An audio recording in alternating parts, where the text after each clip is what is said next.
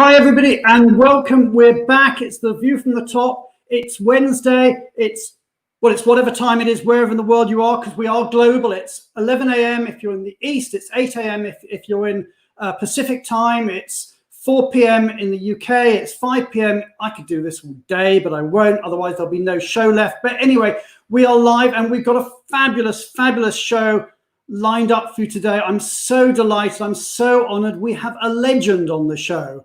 We have a real, genuine Silicon Valley legend on the show. More of that in the moment. It's Big Data Week today. This week is Big Data Week. We're going to be talking, well, obviously, we've got a guy from Silicon Valley. We're going to be talking data. We're going to be talking predictive analytics. We're going to be talking technology. We're going to be talking the future of global mobility. All of that is going to be out there live in just a few moments. So that's going to be great. We've got Big Data Week. But just to let you know, I mean, you all know this, it's the show where it's your show. We want to hear from you. So if you're out there in LinkedIn world, if you're out there on Facebook, if you're out there on YouTube, anywhere else that you can see us, join the conversation. Write in the comments box. Tell us who you are, where you are. If you've got questions, ask them. We normally get, I don't know, in an hour, we get about 250 comments or something. Keep the comments coming. We want to know. We want to know what's on your mind. Tell us what's going on. Ask us all the questions. We are open for questions. And especially as it's Big Data Week, if you've got techie questions, feel free to ask them. But not just have we got technology, not only is it big data, we've also got immigration updates and we've got tax updates. What a show we've got for you today. Let me just tell you about some of the events that we've got lined up apart from today.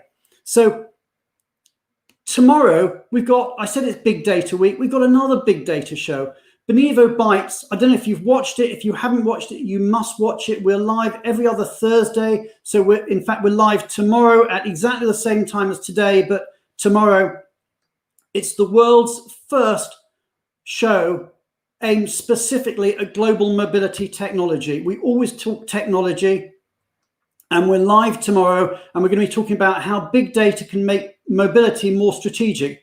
And what's exciting is we're not just going to talk about it, but we're going to do a demo to show you how predictive data, how predictive analytics can be used to radically transform not just pie in the sky stuff, but in the real world, how we can use it to radically transform your mobility program.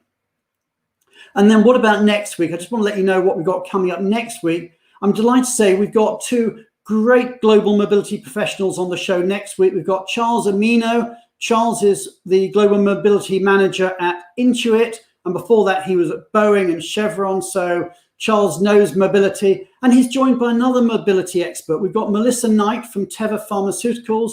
And Melissa, before she was at Teva, she was at PVH, which for those of you who don't know, PVH is Philips Van Heusen, or probably better known to many of you as Calvin Klein and Tommy Hilfiger. It's fashion. Anyway, so that's what we've got coming up next week. And if you can't get enough of us, and I know how many of you like us, we're also doing a live demo of the Benivo platform immediately after today's show. So we've got a great, great show coming up. So, and we've got guests coming in from all over the world. We've got, I can see Bindu from India. We've got Catherine from New York. We've got Sarah from Seattle. Hudson Valley. We've got people from all over the world. It's wonderful to see all the great people. Puerto Rico. Someone's in the building. Or does that really mean you're at home, Petra? Which building are you in? Anyway, we've got a great show. But what I do want to do now is let's bring on our guests. Let's just see who today's guests are. Let's get them on and let's get this show rolling. So first of all, we have, well, actually, the show is full of legends today. Let's bring on our first legend, our very own immigration legend, Julia. Julia. Hi, Brian. And whereabouts are you? I'm in Winchester. Yes, in Winchester. Cool. Quite rainy. Oh, that's a shame. It's quite rainy up here in London town too. But anyway, good to see you as ever. And let's bring on our second legend. We've got a tax legend. Where are you? Good morning, Brian. How are you doing, Pat? Doing really well. Cool. And you're going to be telling us a bit about some tax updates today, I gather.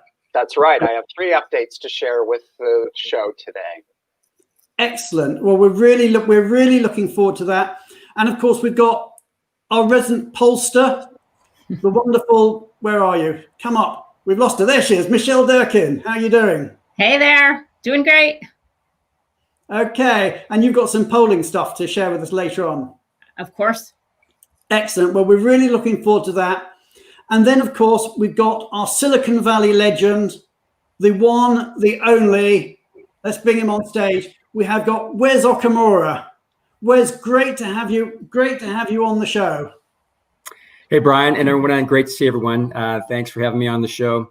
I think when you call everyone legend, hopefully, at least it applies to me. It probably means we're getting old or something like that. But Yeah, but anyways, good to be here. I appreciate the term legend. I got accused last week of calling someone a veteran, and that was a term of insult. It was actually a term of endearment. But I don't know how legend compares to veteran. But Wes, I've got you're based where? You're in Silicon Valley. I am based in Silicon Valley, actually in Los Altos, California. Okay, well, I've got a question for you. I've just been meaning to ask. Let's see if we can get it up here. Do you know the way to San Jose? I've been away so long. How they go wrong and lose my way. Do you know the way to San Jose? I'm going back to find some. So, you are Silicon Valley born and bred, aren't you, Wes? Pretty much grew up here in Silicon Valley. So I've been here for over 50 years.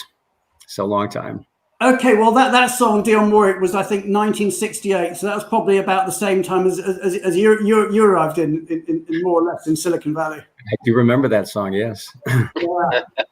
It's so funny, isn't it? Because in those days, it was an agrarian community. And in fact, that song is about someone who wanted to make it in the entertainment industry in Hollywood, failed, and went back to San Jose. Whereas, of course, these days, you go to San Jose to make it, not as a place that you escape from. So it's funny how the world has moved on. Yeah, back in those days, San Jose was like the old cow town compared to San Francisco. So it was more like you said, farming and agriculture was sort of the core industries back in the day.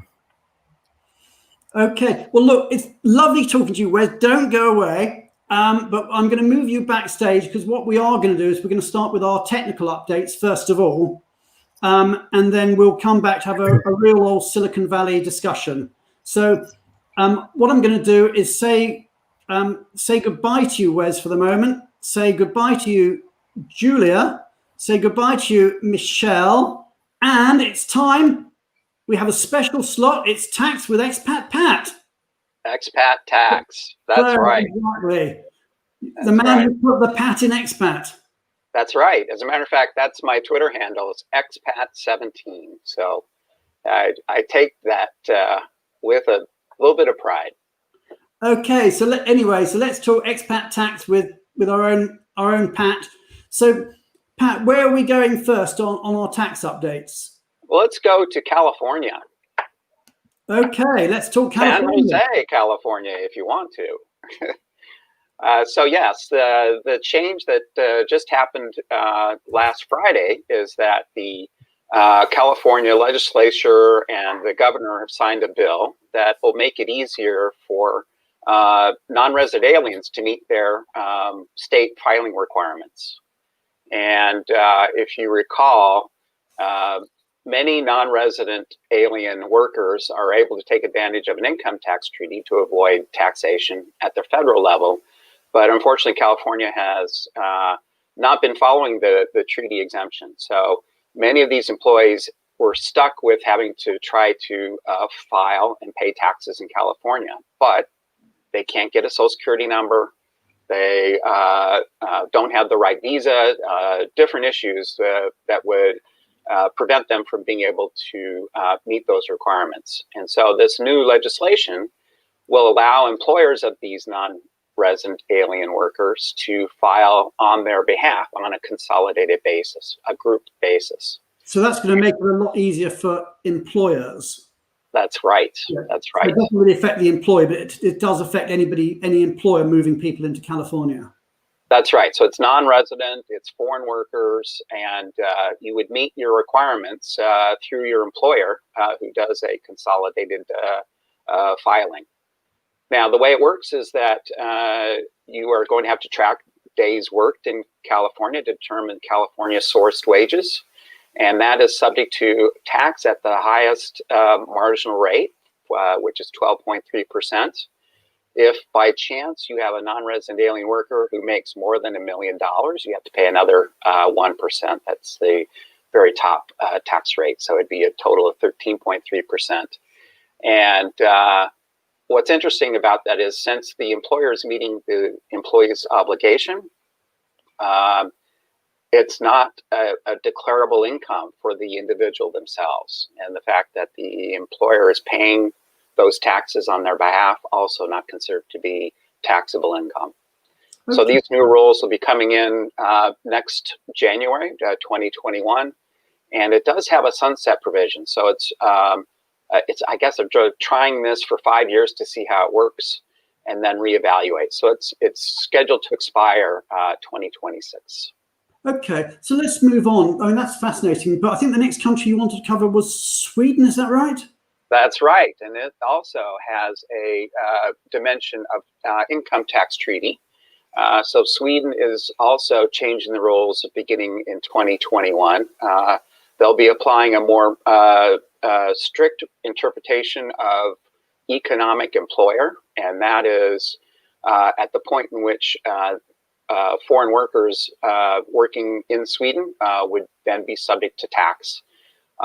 So this is in alignment with the tax treaty provisions you would see typically. And so this economic employer provision means that it'll be much more difficult to claim exemption from Swedish taxes in those situations where you're less than 183 days in Sweden. Does that apply to remote workers as well? So, you know, like if someone's job's in Sweden, but they live in Denmark? Well, that's a good question. I wonder if a remote worker wouldn't already be subject to Swedish taxes. So the fact that you're changing who you're working for from a formal employment relationship to this concept of economic employer, and really it just means that you're changing the form into substance. Who are you really working for? In which case, then you would be triggering a Swedish tax. Okay, and then continuing with Europe, I think our next stop on the globe is Ireland. Is that right? That's right. And Ireland also has been working to update their withholding rules, their pay-as-you-earn rules for foreign workers. And this is now effective as of the beginning of 2020. And again, if you think back to the typical dependent personal services article of a treaty, you can potentially exempt foreign workers if they're there less than 183 days. So this new withholding rules that they have implemented basically are trying to align with the provisions of the tax treaty. So if you have a foreign worker coming from a country that has a treaty with Ireland, then you will have some flexibility to avoid withholding taxes. And this addresses the situation where you know that the employee will be able to claim the treaty, but you still have to withhold and then claim the refund for the taxes that have been withheld. So this puts into alignment the withholding provisions and the tax treaty provisions. If you expect to be able to take advantage of the treaty, then you don't have to withhold. Okay, I mean, Ireland's got a reputation of always doing stuff that attracts business. It's a very pro-business country. Is this something that's similar? Is this being done to help attract business into Ireland? Yes, I think it'll be a lot easier for companies to bring in employees to Ireland on a short-term basis and minimize the compliance requirements for them. Mm-hmm. Okay, well, that's great. In fact, we've been talking about Europe. I'm going to bring Julia onto screen. And Julia, I know that you're going to talk about Europe as well. So yes, we'll say goodbye to Pat. We'll see you later. And so Pat has gone X. So we're now definitely expat. Okay, Julia. Yes. So I mean, we have been talking a lot about Asia Pacific, and I thought that, we're 100 days from Brexit, so we're going to, the next few weeks, really sort of concentrate a little bit more about Europe. And last week we talked about these dreadful situations, particularly in Australia, of people getting bound up with the quarantine rules. And I explained at the end of last week that we were waiting, and in fact, I thought we'd hear yesterday of a European-wide view that they're going to take on quarantine. And just as an example of how further, confusion is happening across Europe, last Wednesday we had a very important assignee, and they were in Belgium, living in Belgium, and they needed to go to Amsterdam. But on that day, there was actually an announcement in Belgium saying they cannot travel to Amsterdam. And they really needed to go. And then 2 days later, the government message was toned down slightly, saying we strongly recommend you don't go, but if you really want to go, you can go. And we understand that the reason that the Belgian government had to tone the message down is because there are these negotiations going on between the European countries to come up with this, Europe-wide policy, and this would have flown in the face of it if countries started saying you cannot travel to these places. But one thing I really wanted to give everyone a heads up, and Christine Sullivan, who's one of our real experts in Europe, really rightly brought it to my attention, is that we have been advising quite strongly that if you know that you have British citizens who are going to take up residency in Europe from next year, from early next year, you should get them in place by the end of this year. And that's because they'll get lots more rights, much better rights than if you move them after Brexit. And unfortunately, this policy, this strategy is just not working, because now, because of COVID and the quarantine and remote working, people can't get over to Europe and look for housing and schools. And so we're getting to a situation where a lot of people who are wanting to move next year actually can't do it before the end of the year. And it's really important for everyone in companies where they have this sort of cohort of people to advise the business that this could be a problem, because you can't really apply early for work permits for these people if they're going to move after the end of this year, because they're Europeans, so they couldn't qualify for a work permit. And also, it's very difficult to get some good information about what the rules are in each country, and they're going to be different. So I'm going to try every week to give you a bit more of an insight, picking a country like Germany or Spain and giving you a sort of much more of a heads up of what those rules will be. But I think, this whole area is very critical. And turning to Ireland, and just picking up from Pat's comments about Ireland and what Brian said about it being such a pro-business place, talking to Angel Bello-Cortes, who's a director in our Ireland practice. I was talking to him this morning, and he was saying how amazing it's been, the Irish system. It's really now everything is online for employment-based applications. And it's such a progressive system that if you apply, it takes 2 weeks from first filing an application to get a permit. And also, although there are some tweaks to this, in essence, if you have someone who's lived for 5 years in Ireland, then they're entitled to an Irish passport, which has got to be the best EU passport you can have. So I'm desperate for an Irish passport. So am I. I keep wishing I'm across my granddad. I have to tell you, my granddad was born in Wales and moved to the age of Ireland at 6 months. Oh. But all my time I knew him, he had a strong Irish accent. But I checked the rules, and you can only qualify if you've got one Irish grandparent, and that's got to be a natural grandparent, not someone that moved there later on in life. They've got to be actually born there. Many years ago, there was that terrible fraud where everyone was sort of discovering a grandparent. But one of the things I just wanted to highlight is that obviously UK citizens or British citizens have full rights to reside in Ireland, and the same for Irish citizens in the UK.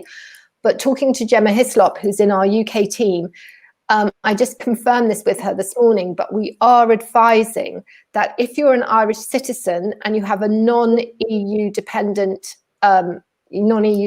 so partner or children, it is advisable to actually apply, even though you're Irish, under the EU settlement scheme. It's so straightforward; it can be done in a matter of minutes. But it does make things so much easier if you have a non-EU dependent. So I thought I should just really flag that. And as well as sort of picking a country each week and just speaking for it for a couple of minutes about what the rules are, I'm also going to try and give some tips each week about what you should do in counting down these 100 days to the end of the year. And, one of the things that is important to look at is, under the new UK immigration system, it is possible to sponsor people at a much lower academic level, which is A levels. So it's really worthwhile looking and seeing whether or not you've got any jobs at that level that you would now like to sponsor. So that's my top tip for this week. Excellent, Juliet. Before I let you go, I've got just one quick question for you, if I can pull it up. And it seems struggling to come up, but I shall read it. It says, it's arrived on screen. Question for Julia, this is from Gushran. Are we expecting any UK-based Europeans who travel back home for Christmas to face any challenges upon return to the UK, even though under the European settlement scheme, they have until the 30th of June 21 to complete their registration? That's a hard one. Well, I think the point about that is that you do have until the 30th of June 2021 to complete the registration, as long as you've taken up some sort of residency before Christmas. But it is a really good question, because it does bring me on to another really top tip, which is do encourage people to apply now, because there will be a huge rush at the end, and it's really important that people do that. It's a bit like panic buying, isn't it? Before the That's what we're talking about. Forget the toilet rolls. Get your visa now. Yeah, exactly. Absolutely, there'll be panic buying outside Fragman's offices. Yeah. Okay. Anyway, Juliet, we're going to say goodbye to you for the moment, and we're going to bring our very special legend, Wes, onto screen. So, Wes, how are you doing? Doing great. How are you guys doing? Good, and thanks for Thanks for waiting backstage whilst we were talking about the tax and immigration. But what we want to do now is to spend the rest of the show really focusing on some of the things that you've seen. And before we do, I'd like to just find out a bit about you. I mean, we're joshing a bit at the top of the show that that you've pretty much been all your life in a good 50 years or so in Silicon Valley, and how it's changed. So, I mean, you must have seen amazing changes, because you were at school in Silicon Valley, you were at university in Silicon Valley all the way through? I did. I went to high school and college at Santa Clara University, which is based in the heart of Silicon Valley as well. So, yeah, pretty much grew up in this area and saw massive changes as the tech industry evolved over these many, many years into what it is today, which is really the innovation hub of the world, even though there's been other locations around the world that tried to emulate what Silicon Valley's done. It still, I think, remains the heart of innovation for global technology. Yeah, I mean, God, I hope you bought property when you were a kid. You must have been, I mean, the way that property market has gone must have been just like a rocket over the last 30 or 40 years. Absolutely. Real estate's been a great investment, and I was fortunate to buy a few properties throughout my lifetime so far. Good man. Good man, Wes. So, I mean, it has been, quite amazing how that area, I mean, I've got this thing in my mind where I think all clever ideas seem to start somewhere in the West. And the further west you go, the more you sort of see these innovations. And, I've always thought that there's got to be some little sort of spot like the end of the rainbow that you can actually get to one particular road or street or garage and think, that's it, that is the crock of gold, that's where the rainbow ends or starts, that's where the spring of all innovation is. And it's probably just about 100 meters from your house or something. It's somewhere down there, there's got to be a place where all innovation seems to come out of Silicon Valley. It's just incredible. Yeah, it's interesting. And there's been waves of innovation with Silicon Valley, starting with the semiconductor chips and going to the internet and big data and so forth. And I think there's a prediction now that there's a new wave coming that could make half of the major tech companies obsolete. And there's only going to be, the new survivors with the new technology. But I think at the heart of that new technology is really leveraging big data, machine learning, AI in a completely different way that'll revolutionize the whole tech industry. So that's the latest that I'm hearing in terms of this next wave that could be coming very shortly. Okay, well, let's get into that. I mean, in a moment. But I mean, just first of all, before we do, you talked a bit about it, but your career. I mean, you're an EY man, I think, pretty much through and through. Is that right? You sort of started there. You recently, congratulations, you've recently retired from there. That's right, isn't it? And so you built your career EY, leading their people advisory services practice on the West Coast and throughout America. Tell us a bit about your time at EY. Sure. This probably could take too much time, but I've been with EY, had been with EY for 38 plus years, recently retired this summer in July as I aged out of a partnership role there. But I started my career with EY in the assurance practice, spent a couple of years there, got my master's in tax, shifted to tax, spent several years with different aspects of tax, corporate tax, individual, high net worth, et cetera. And then shortly after I was promoted to partner, became the leader of our West region mobility practice. I've also had some great opportunities to be our Americas leader for about 4 or 5 years, working out in New York, but still based in living in Silicon Valley. I've had an opportunity to lead our West region people advisory services practice, which includes HR transformation, compensation and benefits, as well as mobile talent, and other markets and innovation roles. And obviously the ultimate is to be asked to be part of the Benivo Strategy Council. I was going to come on to that. I mean, we're super excited that you joined our Strategy Council. Can I ask you, how do I put this nicely? Why? I mean, what attracted you to Benivo? What made you want to join the Strategy Council? It was great to have you. That's a great question, Brian. I think being based in Silicon Valley, you see with all the companies and all the programs that we have, what they're trying to do and the different innovation that they're applying to different functions.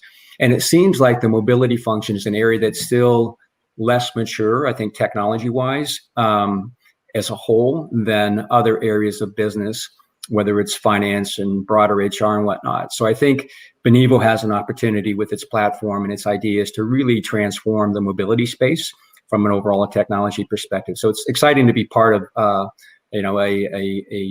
agile and innovative and flexible organization such as a Benivo. Okay, well, as I said, it's great to have you on board. Let me just move on. You've also been, a partner, as we talked about, in one of the big four, EY. What do you think? I mean, where are the big four with global mobility? And what I mean by that is, obviously I've been in the big four too, and there seems to be always a commitment in the big four to the tax returns. But then some of the other areas like immigration, 1 year they're in it and the next year they're out because of Sarbanes-Oxley or conflicts or something, or they shouldn't be practicing law or something, and then they'll come back in again and they start creating law firms again. And similarly with assignment management, one point they go in, they're really big on assignment management, and then a bit later they move out because they say, well, assignment management, does it really fit with the sort of the tax type model of statutory type consulting as opposed to process consulting? And then technology, at some points in my career, I found them sort of spending huge amounts of technology and then saying, well, actually, maybe we shouldn't be in technology. Where do you think the big four are going now? I mean, what are they in? What are they out? I think that's a great question. I think one of the things that they're realizing is that their core tax compliance business, the revenues are starting to shrink because of a couple things. There's fewer traditional assignments. There's probably more focus on business travelers, permanent relocations, and so forth that may not need as much tax filings. And as Pat pointed out, there's more efficient ways to do tax filings, such as some of these group filings that don't require as many individual separate filings. So I think the tax compliance revenue is a piece that's declining for many of the big four. And so they realize that companies are looking at mobility from a broader, more holistic ecosystem, so to speak. And I think they want to expand to different aspects of that and being able to support a lot of those underlying services, which could be global equity, payroll, shadow payroll, compensation accumulation. Technology obviously is key to make that a more effective and efficient process, as well as in many cases more accurate. And then some of the firms are actually going big in immigration, and other firms are aligning with other law firms and immigration providers specifically. So I think as a general comment, they're trying to go a little bit broader when it comes to helping clients with broader mobility issues. Okay. Well, I mean, you've got two hats on. Obviously, you've got the hat of having a big four view of global mobility, which we touched on. But you've also got this other hat, which in a way I'm finding more interesting, is you've got the Silicon Valley. I mean, we call the show The View from the Top. And, for 1 week only, I've renamed it. I forget the view from the top. This is the view from the valley. So what do you think the tech companies are looking at? What are they looking at in terms of mobility, and how are they doing at the moment? Have they had how do I put this nicely? Have they had a bad pandemic or a good pandemic? Yeah, great question. So I think when you look at the tech companies in general, and if you particularly look at a major indicator such as the stock market, they're doing tremendous. They're leading this massive, I think, unexpected, unprecedented market recovery. And many of these companies have the highest market capitalization than they've ever had. So obviously they're doing some things really well. I think at the foundation of that, I think there is a realization that people and the human aspects really drive the business. And I think that's becoming more clear during this pandemic time than ever before.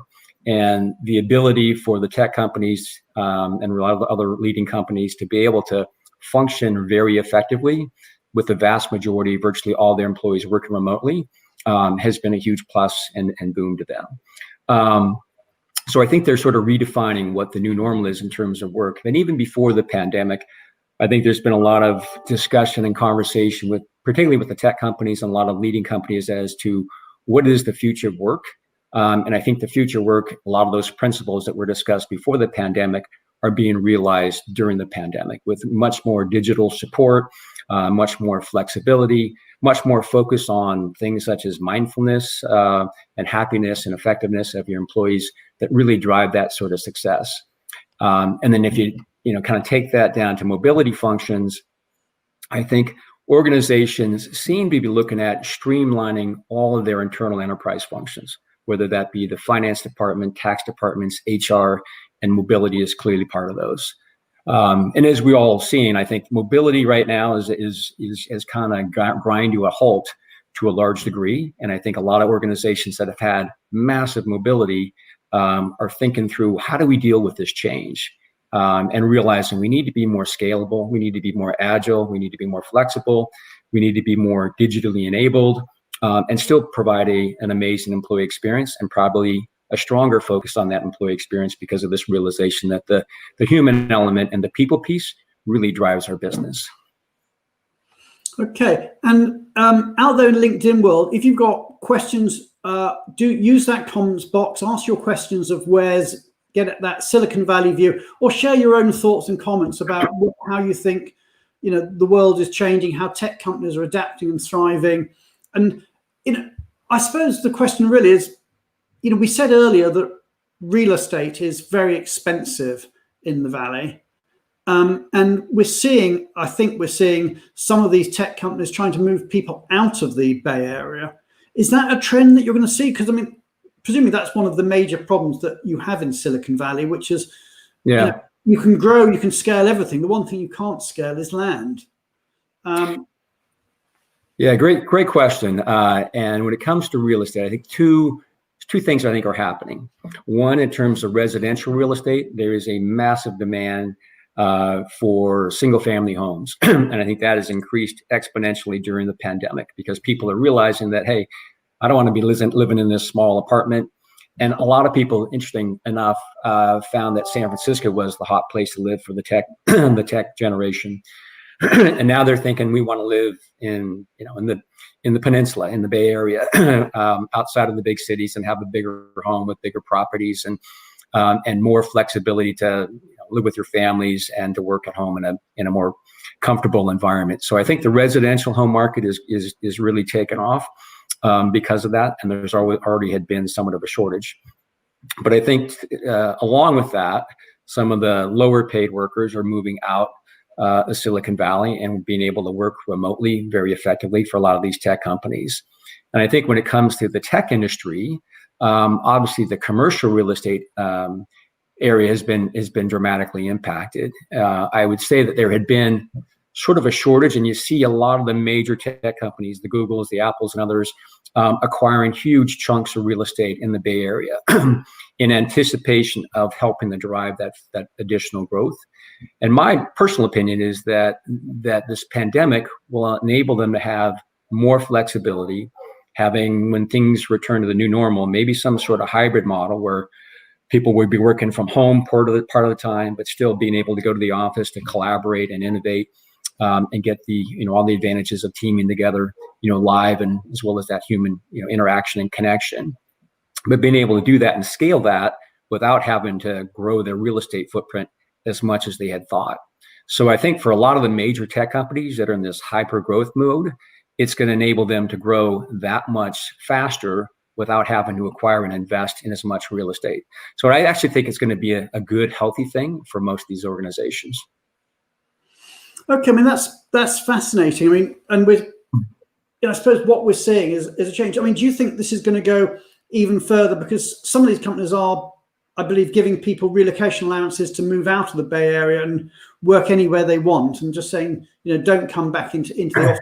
And as I understand it, some of them have said, here's a whatever $20,000 relocation allowance, but you take a 10% pay cut as well, and then you go and work somewhere, not just in the Bay Area, but somewhere in the boondocks somewhere. Yeah, that's very true. I think we are starting to see that as they're supporting companies to move to other locations, as they want to move to other locations, many of those lower cost locations, they are adjusting their compensation appropriately for that local market that they're actually residing in, as opposed to the more expensive market here in Silicon Valley.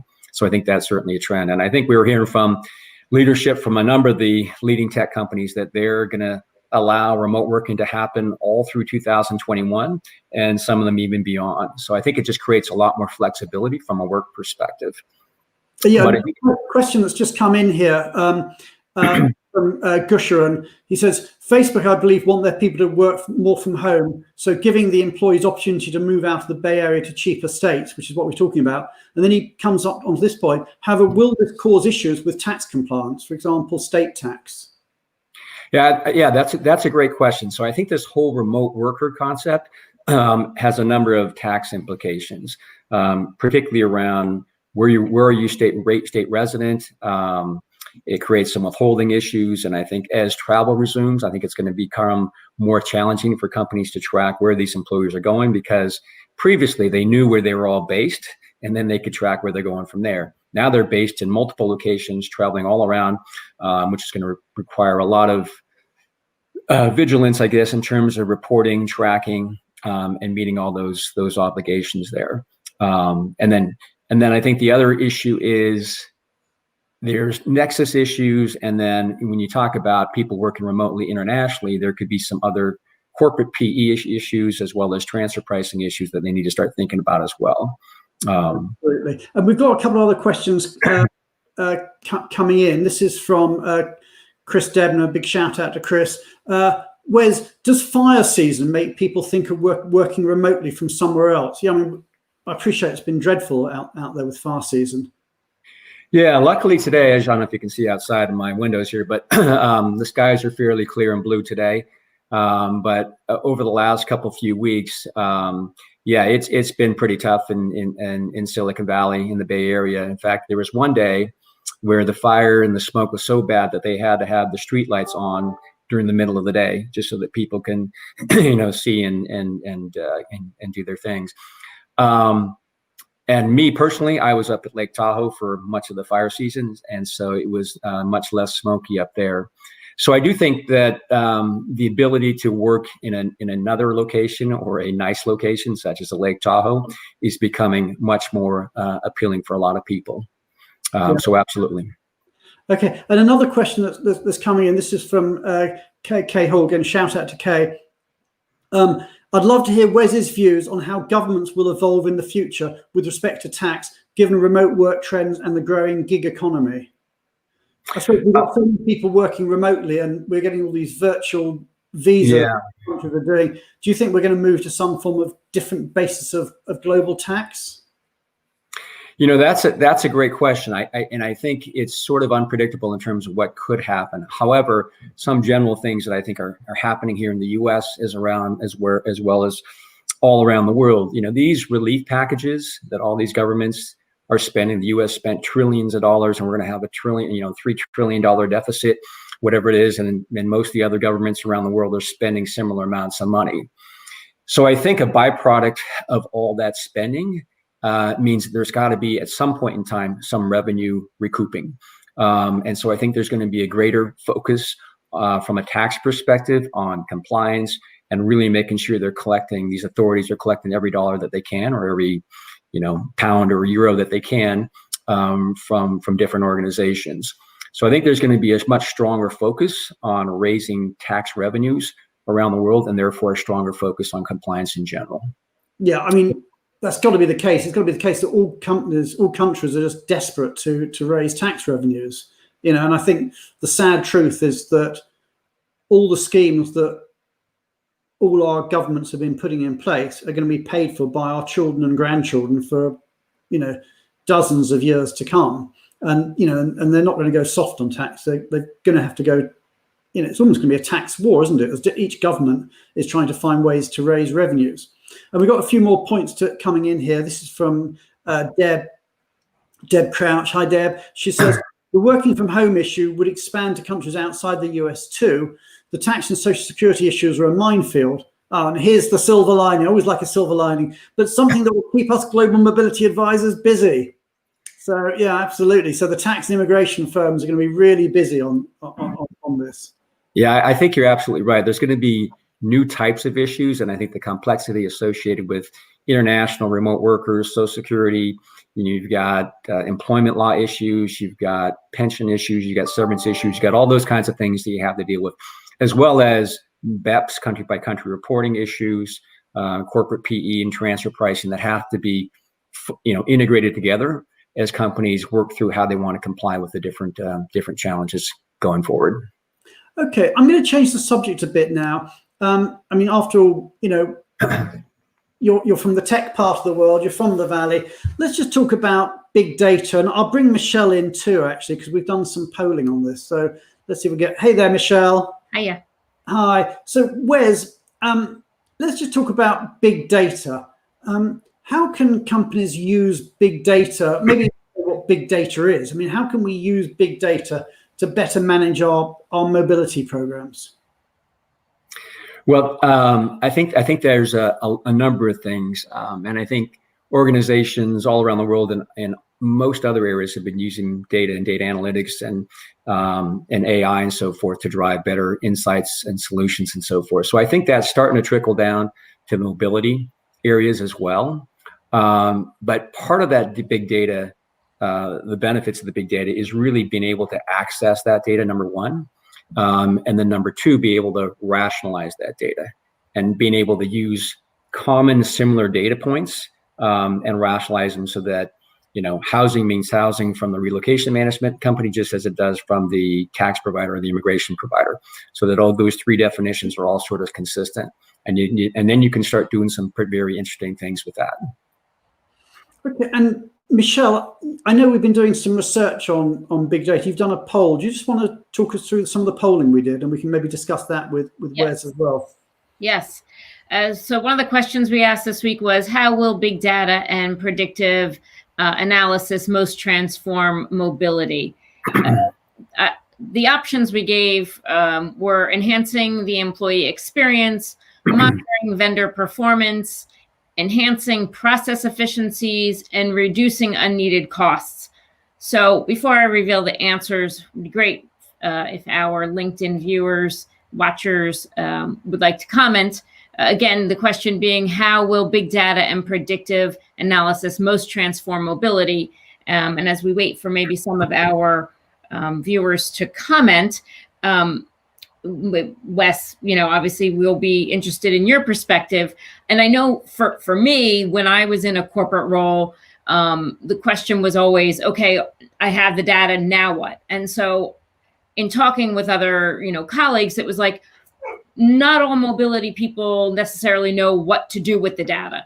And then once they actually understand what to do with the data, it's then educating the business on what to do with the data, how to use it. So I don't know, what your thoughts are on that. Yeah, I'd just jump in on that. I think that's a great point, that it's not about data for data's sake. And I just saw a comment here from Chris Debner, and he wrote, I heard big data was replaced by smart data. Start with the question you need a better answer for, and then see if you have data to help you with it. No data for data's sake anymore. But Wes, where are you? I mean, how do you think big data is going to enhance global mobility? I think in a variety of ways, but just to emphasize Chris's point, which I think is a great point, having data is one thing, and a lot of companies have data. It's two things. It's being able to access that data, I think, is one challenge. And then, as Chris very rightly pointed out, it's that you have to have some sort of thing or problem or hypothesis that you're trying to solve with that data. And then you got to figure out what data points you need to best provide those kinds of insights, I think is a great point that Chris pointed out. But in terms of the benefits of big data, I think it speaks to a broader area around. I believe that what I see with a lot of these leading companies, that they want to integrate more of that mobility function, and largely through that data connectivity process. In terms of the benefits that companies will see by moving in that direction, and nowadays with technology where it is, there is technology that's capable, whether it's AI, predictive analytics, and so on and so forth, that can make that happen. But in terms of what the benefits could be to a mobility function, I think there's many. It can improve the user experience dramatically, and we can talk through a couple examples of that. And that user could be the employee or the assignee, as well as the corporate mobility management team. It could also have the potential to dramatically improve flexibility and scalability by leveraging data and technology upwards and downwards as the volume increases or decreases as we come out of the pandemic. It could also improve oversight over the whole mobility ecosystem. Because when you think about mobility, there's all sorts of different elements, from immigration to tax to payroll, the shadow payroll, the global equity, to compensation, to relocation process, destination services, Social Security. I mean, it goes on. That right now, most companies are managing those somewhat separately. I don't want to say in complete silos, but not necessarily in an integrated fashion. So ability to oversee and manage those can be dramatically changed. And then right now, I think another thing that's been highlighted as a result of the pandemic is the focus on cost and efficiency, right? And so right now, mobility is down, and companies want to make sure that their costs are proportionate relative to that activity. Mm-hmm. And then it's going to scale up. So then we're going to have the flexibility to scale up. So ability to drive more efficiency and cost savings is going to be, paramount. And I think, big data can drive that. And then I think the biggest value, that's sort of an untapped insight that most companies have barely scratched the surface, in my view, is the whole strategic insights, and really enabling mobility leadership to be strategic advisors to the business around what's happening and who's going to be the best assignee, and how likely is this person to be successful with this profile and background, and knowing exactly speed to land, what that's going to take given a person from country ABC going into country D. If you have an urgent need or something like that. So there's going to be all sorts of strategic insights, and we can kind of dive it down, into a little bit deeper around some of the examples in that space. But I think flexibility, scalability, user experience, improved oversight, efficiency, cost savings, and most importantly, the strategic insights are some of the major advantages of moving towards that type of a model. Absolutely. I mean, Michelle, let's just go through the results of the poll, and then maybe we just drill down to some of those points too. Yep. So we've got, like Brian has the scroll at the bottom of the screen, enhancing employee experience was at 42%, monitoring vendor performance at 8%, enhancing process efficiencies at 38%, and reducing unneeded costs at 12%.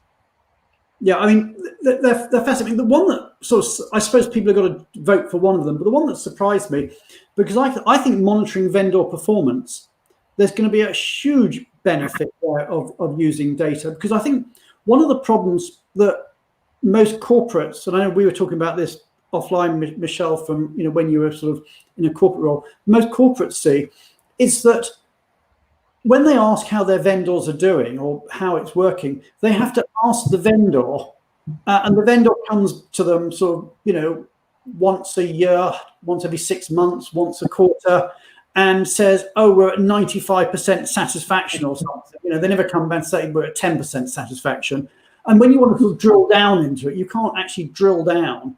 Whereas with big data, and certainly the technology that we've put into our Benivo platform, is that you can look at it in real time and say, well, actually, how is each person performing, and get that data when you, the mobility manager, want it, right here, right now. And it's the same, actually, if we take it outside the mobility space, we take it into the, the normal sort of performance appraisal space that we all go through as employees in an organization. I think the concept of a sort of an annual or a semi-annual performance review will just go out the window, and there'll be real-time performance reviews based on what your performance was in the last 10 minutes. So I think the power of technology there is huge. I mean, maybe it's scary as well, actually, that things can be monitored in real time. And Wes, you were talking about predictive analytics and maybe saying the chances of a particular candidate being a successful assignee or the chances of an assignment failing. Could you say a bit more about how data can be used to manage the assignee, the success of the assignments? And I use assignments as a loose word for any form of cross-border or domestic transfer relocation.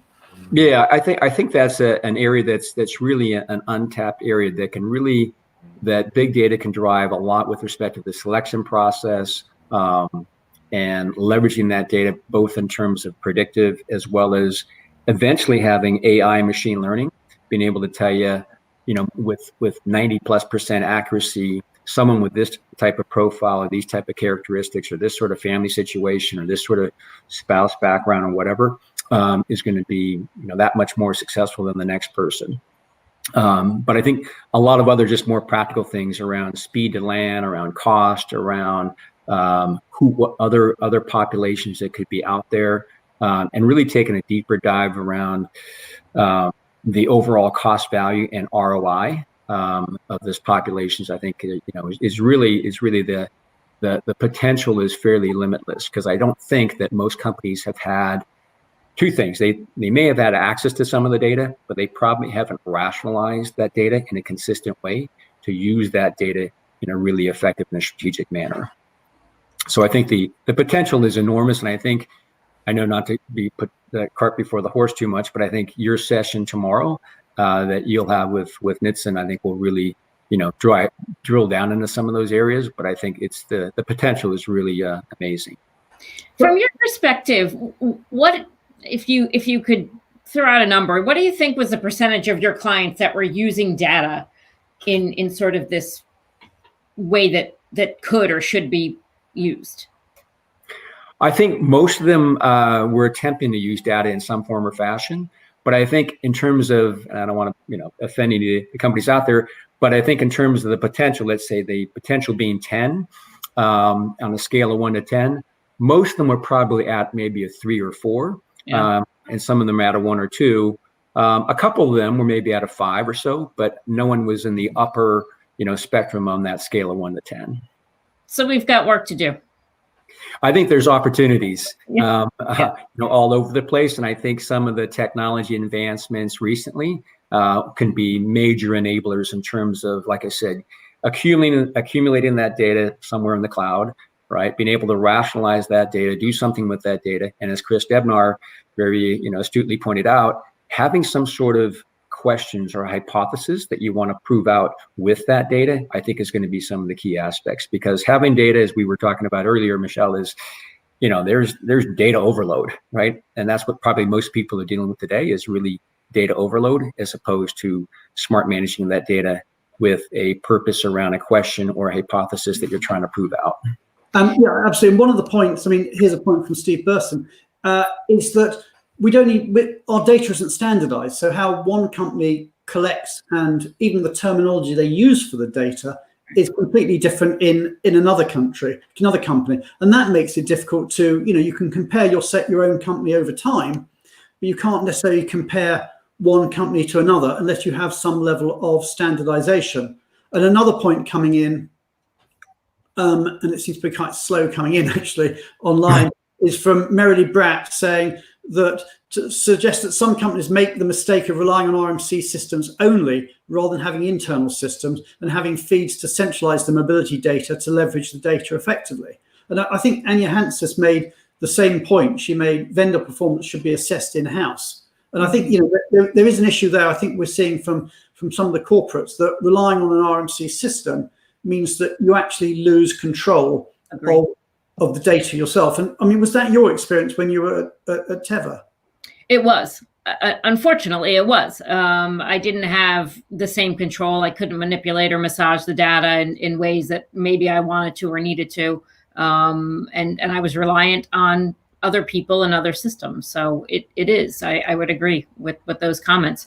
And I think the other thing about, Brian, we've talked numerous times over the course of the last few months about how can mobility be more strategic. And I think this is one of those areas. Yeah, absolutely. Because I think what we said was that, we talked about using big data to gain strategic insight. And it's only by getting strategic insight do we get that, that legendary credibility. That credible, that's exactly the seat at the table that we all talk about. Yes. So I mean, maybe just as we're just coming up to the end, but just I'll give you a sort of a 1 or 2 minute override here, Wes.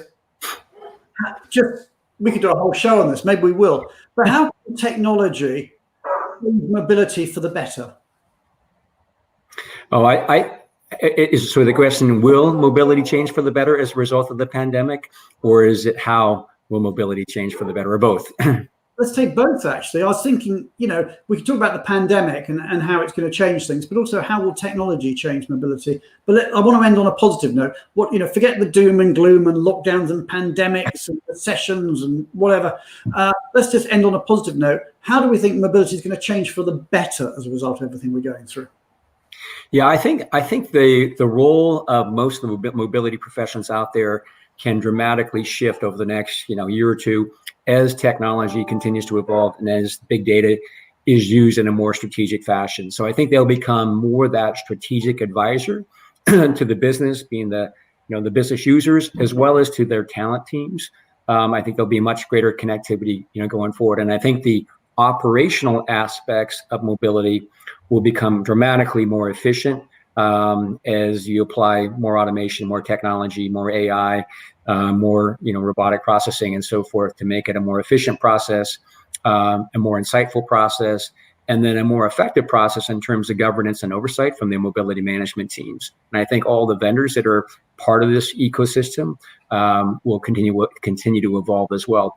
And as well as the authorities, I think they're in an evolutionary stage as well, and learning to deal with some of the the changes that are happening. So I think there's a lot of, I think it's a stepping back. I think it's a super exciting time, and I think the level of transformation and change that can occur or that should occur over the next short term, I think is going to be dramatic. Okay. Well, Wes, it's been a blast. I'm just going to bring Julia and Pat back on screen. So we've got so interesting. Wes. The team is back. We're getting a lot of comments in there at the end saying we need a part 2. There's so much in here. We will do that, but just for everybody, as I said, we've got Benivo Bites tomorrow, which really is a part 2 because we're going to be talking about that in detail. Nitzan Yudan from Benivo is going to be on that show. But what we're actually going to be doing is demoing some technology that actually uses big data and showing how you can use it for predictions and how you can use it for analytics. So if you've enjoyed today's conversation, then we will do a part 2 with Wes at some point over the coming weeks, but we've got a special show tomorrow specifically on how big data is going to transform global mobility. So again, it's on LinkedIn. It's at 4:00 my time, 11 a.m. Eastern. You know the same time as today. And we're back again next week, again with LinkedIn Live. It's been a blast having all you guys on the show. It's wonderful that we've ended on this really positive note. So that all that really remains is for me to thank Michelle, to thank Pat, to thank Julia, and also our special guest. And I'm so delighted we got you on the Benivo Strategy Council. So many thanks to you, Wes, and thanks to everybody in the audience for joining us today. Thank you, everybody. Thank you. Thank you. Thank you.